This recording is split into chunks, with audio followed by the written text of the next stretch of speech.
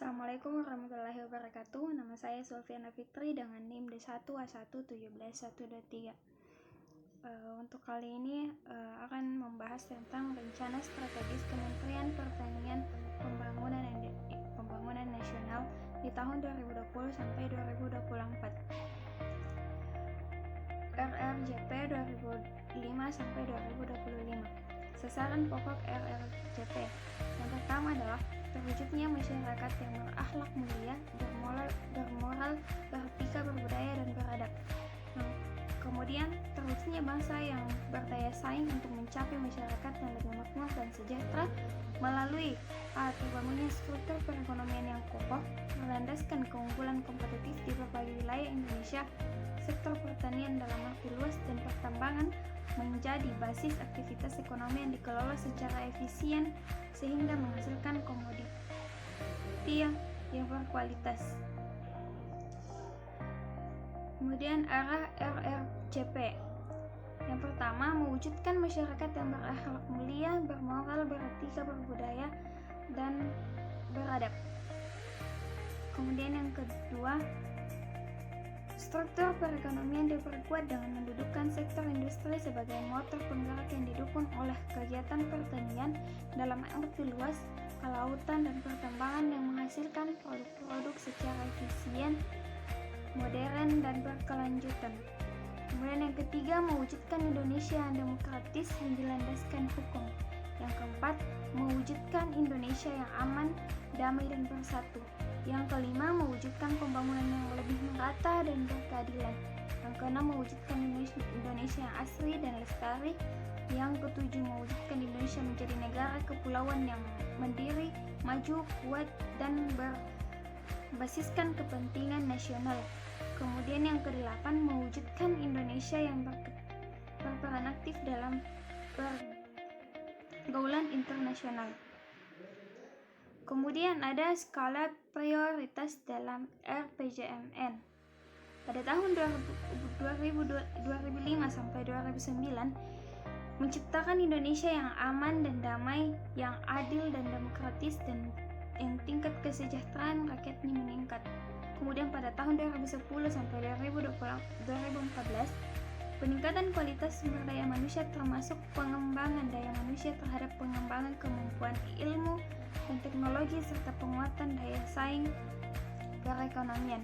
Kemudian pada tahun 2015 sampai 2019, pencapaian daya saing kompetitif perekonomian berlandaskan keunggulan sumber daya alam dan sumber daya manusia berkualitas serta kemampuan ilmu dan teknologi yang terus meningkat. Kemudian pada tahun 2020 sampai 2025, percepatan pembangunan di berbagai bidang dengan menekankan terbangunnya struktur perekonomian yang kokoh, berlandaskan keunggulan kompetitif di berbagai wilayah yang didukung oleh SDM berkualitas dan budaya asing. Arahan RPJPN 2005 sampai 2025 untuk RPJMN 2020 sampai 2024 tahap 4. Visi pembangunan 2005 sampai 2025 Indonesia yang mandiri, maju, adil, dan makmur. Sasaran pokok pembangunan jangka panjang nasional diupayakan secara bertahap melalui RPJMN 5 tahun, yaitu sebagai berikut. Yang pertama,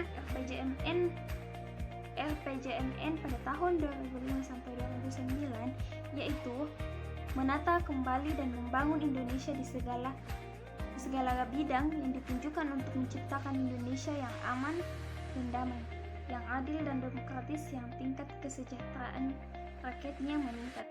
Kemudian pada RPJMN 2010 sampai 2014 memantapkan penataan kembali Indonesia di segala bidang dengan menekankan upaya peningkatan kualitas SDM termasuk pengembangan kemampuan ilmu dan teknologi serta penguatan daya saing perekonomian. Kemudian yang ketiga, RPJMN pada tahun 2015 sampai 2019 yaitu memantapkan pembangunan secara menyeluruh di berbagai bidang dengan menekankan pencapaian daya saing kompetitif perekonomian berlandaskan keunggulan sumber daya alam dan sumber daya manusia berkualitas serta kemampuan iptek yang terus meningkat. Kemudian yang keempat, RPJMN pada tahun 2020 sampai 2024, yaitu mewujudkan masyarakat Indonesia yang mandiri, maju, adil, dan makmur melalui percepatan pembangunan di berbagai bidang dengan menekankan terbangunnya struktur perekonomian yang kokoh berlandaskan keunggulan kompetitif di berbagai wilayah yang didukung oleh SDM berkualitas dan daya saing. Kemudian ada 3 kunci pada tahun dari RPJMN 2005 sampai 2024, yaitu yang pertama struktur perekonomian yang kokoh, kemudian yang kedua keunggulan kompetitif wilayah, dan yang ketiga SDM yang berkualitas. Kemudian pemantapan ketahanan pangan.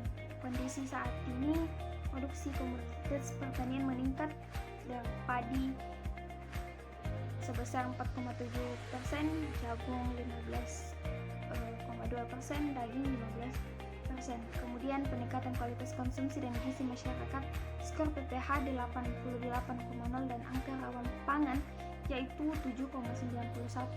Kemudian share PDB sektor pertanian itu 12,68%, menampung 29% penduduk usia kerja. Kemudian tantangannya, yang pertama itu peningkatan permintaan komoditas pertanian untuk pangan, pakan, dan bioenergi. Yang kedua, peningkatan permintaan pangan berkualitas dan pangan olahan. Kemudian yang ketiga, pengembangan aktivitas ekonomi hulu sampai hilir pertanian dan perikanan yang mensejahterakan pelakunya. Kemudian yang keempat, peningkatan produktivitas dan kesejahteraan pelaku sistem pangan, pertanian, dan perikanan. Kemudian yang kelima, terjaganya fungsi dan keberlanjutan ekosistem pangan, pertanian, dan perikanan. Kemudian arah kebijakan pokok yaitu memantapkan penyediaan pangan utama dalam negeri, kemudian meningkatkan ketersediaan dan kualitas input sarana prasarana dan iptek pertanian di perikanan, mengembangkan nilai tambah dan ketersediaan aktivitas hulu sampai hilir pangan, pertanian, dan perikanan, meningkatkan keterjangkauan dan kualitas konsumsi pangan dan gizi masyarakat, kemudian meningkatkan kualitas dan kesejahteraan sumber daya manusia pertanian dan perikanan, kemudian menjaga dan meningkatkan keberlanjutan ekosistem pangan, pertanian, dan perikanan. Kemudian RPJMN 2020 sampai 2024, visi pembangunan Indonesia 2045 di bidang pangan dan pertanian. Pada tahun 2015 sampai 2020, infrastruktur pertanian dan pedesaan, SDM pertanian dan pedesaan, produktivitas komoditas dan eksplorasi pangan alternatif atau aqua bazar. Kemudian pada tahun 2020 sampai 2025, infrastruktur pertanian dan pedesaan, SDM dan teknologi padang, pangan, penataan ruangan, dan kemudian pengembangan aquabased foods. Kemudian pada tahun 2025 sampai 2030, mengakhiri kelaparan, kemudian mengatasi double burden nutrition issues, dan yang ketiga basis agrofood industry. Kemudian pada tahun 2030 sampai 2035, transformasi ke skala usaha, kemudian agrofood industry, dan kemudian efisiensi sistem pangan. Kemudian pada tahun 2035 sampai 2040 yaitu efisiensi sistem pangan atau value chain dan tingkat daya saing sistem pangan. Kemudian pada tahun 2040 sampai 2045 itu sistem pangan yang produktif, efisien, berkeadilan, dan berkelanjutan. Arah kebijakan dan strategi. Yang pertama itu melakukan upaya percepatan peningkatan produksi melalui pemanfaatan secara optimal sumber daya. Strateginya itu meningkatkan ketersediaan dan pemanfaatan lahan, meningkatkan infrastruktur dan sarana pertanian, mengembangkan dan memperluas logistik benih atau bibit, mendorong penguatan kelembagaan petani, memperkuat kelembagaan penyuluhan, mengembangkan dan mendorong pembiayaan pertanian, memperkuat jaringan pasar produksi pertanian, melakukan adaptasi dan mitigasi perubahan iklim, penanggulangan pasca bencana alam, serta perlindungan tanaman, mengelola dan mendorong pemanfaatan subsidi dan kredit pembiayaan usaha pertanian, mendorong upaya perlindungan usaha pertanian melalui asuransi pertanian. Kemudian yang terakhir yaitu meningkatkan dukungan inovasi dan teknologi. Kemudian yang kedua yaitu melaksanakan koordinasi kebijaksanaan di bidang peningkatan diversifikasi pangan dan pemanfaatan ketahanan pangan.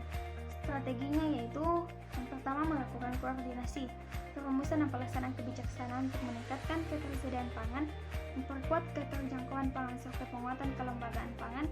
Yang kedua mendorong kemandirian pangan di level kabupaten dan keluarga.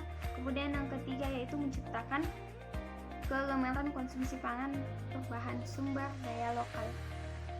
Kemudian yang ketiga itu pembangunan dengan pendekatan wilayah, gender, dan kerjasama internasional.